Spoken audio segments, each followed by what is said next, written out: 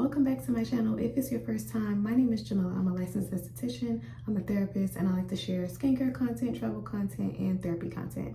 So today I want to give you guys an update on my experience moving to Atlanta, how it's been. I've been here for 9 months. I'm originally from Savannah, Georgia, but I lived in Baltimore, Maryland for 10 years, so I have a very interesting perspective on things. I want to go ahead and update you guys on how everything has been because everybody has their opinion of how Atlanta is, so I just want to go ahead and put my little 2 cents in. But first, I want to talk about these one leaf makeup brushes.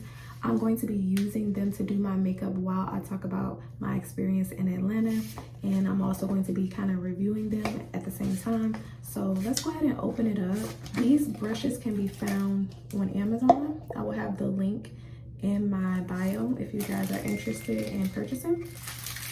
So we have 10 makeup brushes, and here they are. And it came with this really cute little container that you could probably put these back in when you're done. So here they are. I really like how they have them covered up with these nets. Ooh, very soft. They're really, really soft.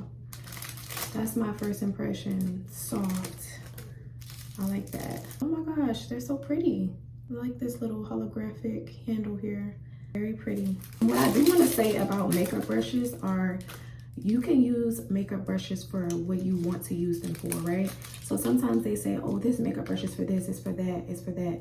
No, I typically do foundation, concealer, I do false lashes if I don't have extensions. I am a certified makeup artist. I've done makeup for years. I don't practice anymore. However, when I did weddings and I did the clients that I had, I use makeup brushes for what I wanted to use them for, and I encourage y'all to do the same thing. Atlanta is huge. You have Metro Atlanta, which consists of tons of little cities that's around Atlanta, right? I am in a city called Lithonia. So most of my experience is here, but I also go out into the city for a lot of things. When it comes to events, networking, things like that, I go out into the city sometimes, but a lot of the cities are considered Atlanta. Even when you ride around, you'll see it says Atlanta this, Atlanta that. So a lot of people have concerns about what's called Atlanta, what is and what isn't. And at the end of the day, if you are in the metro area, it's Atlanta. My experience here has been what I imagined it would be, which is full of opportunity. When I did a poll on YouTube, I asked you guys, what did you want to know about? And one of the main things you wanted to know about was the opportunities for success. So I can share some opportunities that I've had, also some things that haven't gone so well, because I like to keep it real. So I'm using this Maybelline Fit Me foundation in the shade 360. It's Mocha, and I'm going to be using this NYX Bear With Me concealer serum for my concealer. Let you guys know that I also would use this brush for my concealer. I have only been in Atlanta for 9 months. I make it my business to go on Eventbrite and pay attention on social media and follow people that say they're from Atlanta. I use Threads, I use Instagram, I use TikTok, and I get involved. If I see something that is within my niche, like the wellness niche or skincare or something that can help me to build my skincare line, I go to these events. One place that I went to that presented me with a opportunity was the Bakery Co-work. The Bakery Co-work is a place that you can go as a woman entrepreneur to co-work in a space where other women are co-working, and you can network. You never know who you're going to meet. It is owned by Mrs. Skittles, who is a well-known entrepreneur here in Atlanta, but she also has the Creamery Studios as well next door, and she has several other businesses. The bakery is set up where the aesthetic is beautiful, and they have several events throughout the month where they bring women together to speak about various things. So I went to an event where Bink and Bougie, Bink is a well-known boutique owner here in Atlanta. She was speaking at the bakery talking about scaling your business, and I'm trying to get some insight on that because I no longer do services as an esthetician, and I'm trying to get my products out in person because I'm just doing e-commerce at this time. And so when I went to that event, I met some amazing ladies. We all connected, we networked, and she offered for us to be able to use her space to do various things. For me particular, I want to do like an event where I bring women together where they can try my products, and I'll probably have like a DJ and other things to get them interactive. I actually still got to plan this. I'm so nervous, y'all. When I went to that event, it brought about an opportunity because I showed my face. I presented myself in a certain way when I go to these places, like how I'm doing my makeup right now.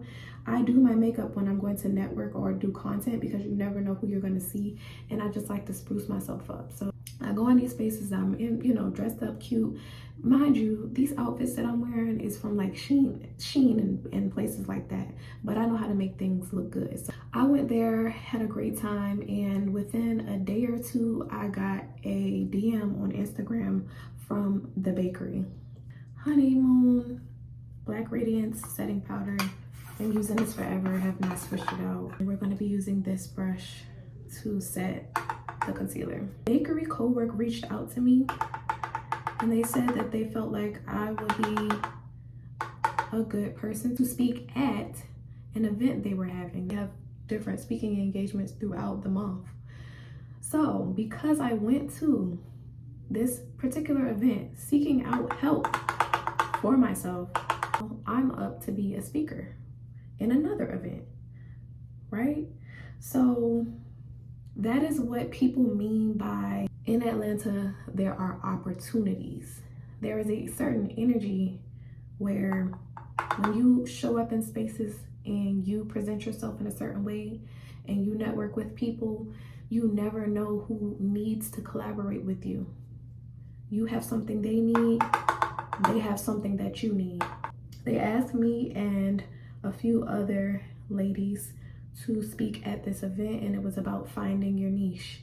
Now, how ironic is that when I am currently rebranding myself from an esthetician to a therapist, and I'm learning that I can do it all. I just have to figure out how to present myself when I'm networking. And so speaking about finding your niche was just very, very ironic for me in the space that I'm in right now. We're going to be using the Glamour Bronze Phenom from Morphe. I have worn it down, baby. As you can see, it's been worn down, okay? We're going to use this brush, this angled brush, as I said, I contour with to give my face some definition. And remember, we're doing very minimal here because we're not trying to do too much. It's hot outside. That was one opportunity that was presented to me. I spoke on the panel at the end of June 29th, and it was amazing. I gained a lot of followers from the event. Women that were there, they came up to me after and said that they felt like the event was very helpful. They felt like what we were saying was inspiring, and that meant a lot to me because I need to find ways to get from social media in the spaces in Atlanta, meeting women that need the services and the inspiration that I provide. Just like I'm about to go somewhere by myself right now, you never know who you're gonna meet in the city who may just start talking to you, or you may be in a space where people network, or they might be getting content too, and boom, you just have a connection. So honestly, that is the energy in Atlanta, and when you put yourself out there and you've been here for a while, you never know what can come from it. Opportunities in Atlanta are plentiful. It is a matter of getting yourself out here and giving yourself time to be here. I notice the longer that I'm here, the more experiences I have and the more connections that I make. So I want to talk about the crime. When I did the post on YouTube, when I did the poll, the next thing that people wanted to know about was the crime. And I have had some experience here in Lithonia, down the street, in the plaza. There was a situation that happened. Another thing about Atlanta is you can be in an area that seems decent, looks decent, like your neighborhood might be decent, but then like down the street is like some stuff going on. It's just, it gets weird because it's like so many people have moved here. There's a bazillion people here, and it's just so many people. So it's hard to know, and you're in a space that may potentially be not good. And from where I live now, I'm living with a friend, and I've come to visit this place a million times and stay here before I actually moved here, and there has just been 2 instances of crime that I've experienced personally that has shown me that, one, it's different when you're visiting, and two, anything can happen anywhere, because it was just always safe here. My cars that I would rent, I would park in front of their house, it would be fine. Now that I've been living here for 9 months, my car got broken into, and I have a Kia, so that's another factor, is that I have a high risk car. They are stealing Kias because they're easy to break into. So when people, make statements about Atlanta, there is a lot of foolery going on. There's a lot of scamming going on. There's a lot of crime going on. But it just kind of depends, also, where are you at? What are you doing? What are the different factors? What type of car do you have? All that stuff matters too. And I think we got to talk about that too, because that's not usually mentioned. It's just like, oh, it's terrible, it's this and that. But what are the factors here? So being in Lithonia, there are areas that is a little hood, and it's very close to Decatur. There are some areas of Decatur that's hood, and then there's a north side of Decatur that's completely opposite, and it's a nice area, and it's not hood at all. So it just depends, but like I said, anything can happen anywhere. Another incident that happened here was I almost was in the middle of a shootout leaving a Mexican restaurant at 9 o'clock at night. So I have literally experienced crime here, but I've also lived in Baltimore for 10 years, and the crime was bad there. But I had not personally experienced any crime in Baltimore like I have experienced here. So I feel like I have to keep my head on a swivel, and I have to realize there are way more people here than there was in Baltimore. The last 2 things that y'all wanted me to talk about was nightlife and the dating scene. So let's go ahead and talk about the dating scene, because everybody is always making jokes about Atlanta, saying it's so terrible and it's horrible and it's you're never gonna find anybody, and dating here is horrible. I can agree with some of it, because the mindsets that everyone has is automatically that it's terrible. So what's going to happen if you automatically already have your mind set up about something? That's what you're going to get, right? So I feel like that's a big part of why the dating scene is not doing well. We have a lot of different factors. You have a lot of women here who feel like they need to date the basketball players, the football players, the producers, the actors. Atlanta is a place where there's a lot of famous people with money. So it can create that mindset for a lot of people, like, well, that's all I want to date. Money is all I care about. That is a part of the reason why people feel like there's no hope, but that's not the whole story. That's not the case for everybody. There's a billion people in the world, and there's a hell of a lot of people in Atlanta. I would just say that maybe it's challenging, but I feel like it's challenging everywhere. I don't really honestly see what the difference is between here and somewhere else. It just seems like it's become very trendy in general, but I know that men are all, experiencing that with women, and women are experiencing like men trying to put on a facade, that there's somebody that they're not, men being afraid to approach women, men having requirements of women that just don't make logical sense. There's a lot of factors, but like I said, I personally feel like it's everywhere. I don't think that it's just in Atlanta.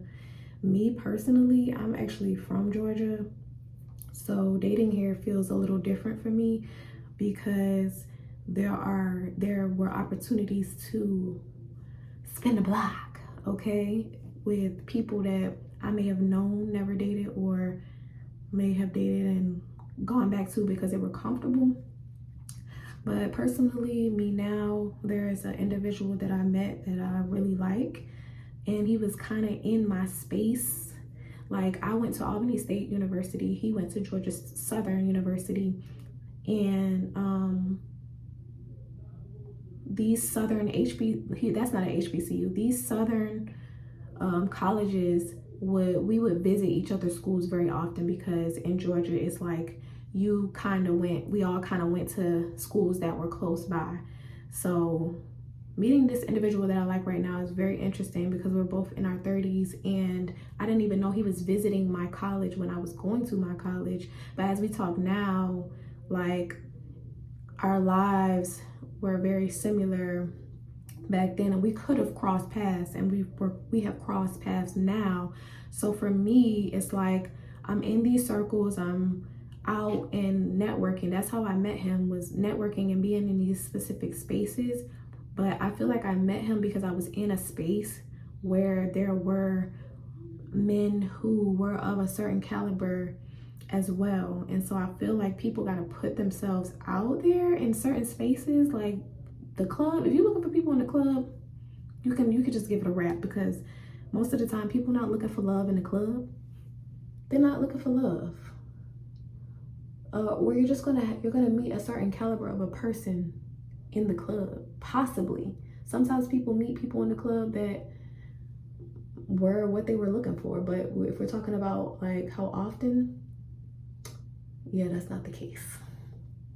So you just gotta pay attention to where you're looking for a partner. I think that's important, no matter where you live. That's important. But the last thing people wanted to know about was nightlife. It seemed that was like 11%. Nobody really selected that one, and I don't blame y'all, because I don't really be outside like that anyway when it comes to nightlife. I be tired, and if I'm gonna go somewhere, I might go out between like 9 p.m. to like 1 or 2, but I haven't really been out like that because I've been trying to get myself together, honestly and truly. But I will say that there are tons of bars everywhere. There's tons of restaurants. There's tons of clubs. I'm not interested in clubs. I'm just not interested, but I will go to a lounge. There's hookah everywhere. I'm into like food. I love food, and there's a lot of food here. Now, traffic is terrible. I like to drive personally, so I don't complain about that. That's another thing that people complain about, but it also depends where you live, where you coming from, where you going, because Metro Atlanta is huge. You have north of Atlanta, you have south of Atlanta, you have west of Atlanta, you have east of Atlanta. It's all Atlanta. So it's like it's gonna be 30 minutes to get from one place to another regardless. And you need a car.